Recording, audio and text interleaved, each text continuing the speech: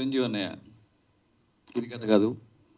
కమల్ హాసన్ ఎర్ర గులాబీలు, ప్రకాష్ రాజ్ ఆశయ్, మోహన్ లాల్ శోభరాజ్, నవాజుద్దీన్ సిద్దికి బద్లాపూర్, రాజ్పాల్ యాదవ్ చెంగిల్, అమితాబ్ బచ్చన్ పర్వానా. భలే ఉంది కదా. అందరూ గ్రేట్ యాక్టర్స్, బట్ అందరూ మంచి యాక్టర్స్. బట్ వాళ్ళకి ఒక ఛాలెంజింగ్ రోల్ వచ్చినప్పుడు డోర్స్ ఓపెన్ అవుతాయి. అలా నేను అంత పెద్ద యాక్టర్ని చెప్పడం కాదు, కానీ నాకు కూడా ఈ సినిమాతో ఒక డోర్ ఓపెన్ అయింది.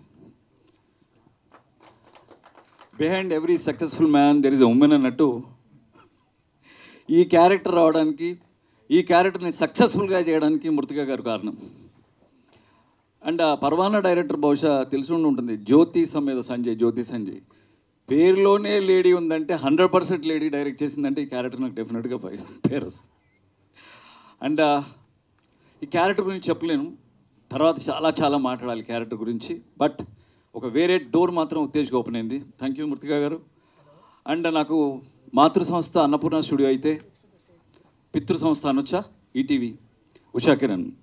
నా కెరీర్ ప్రారంభంలో నాకు ఫైనాన్షియల్గా యాక్టర్గా ఎదగడానికి నాకు చాలా దోహదపడింది రామోజీ గారి ఉషా కిరణ్ ఈటీవీ. సో నాకు ఈ మంచి క్యారెక్టర్ ఇచ్చినందుకు మృతికా గారికి, అలాగే బాపినెట్ గారికి, సాయిబాబా గారికి, అందరికీ, అలాగే మన కెమెరామెన్ సుజాత గారికి, అందరికీ love you all and all the best. And Harish అన్న, నువ్వు చాలామందికి ఇన్స్పైరింగ్గా తయారవు యాజ్ అ డైరెక్టర్స్. అండ్ ఇప్పుడు సన్నబడ్డల్లో మళ్ళీ షాక్ ఇచ్చావు నువ్వు.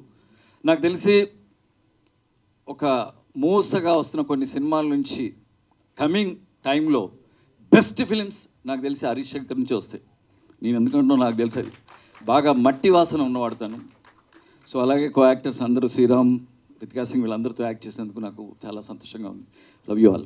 Thank you so much.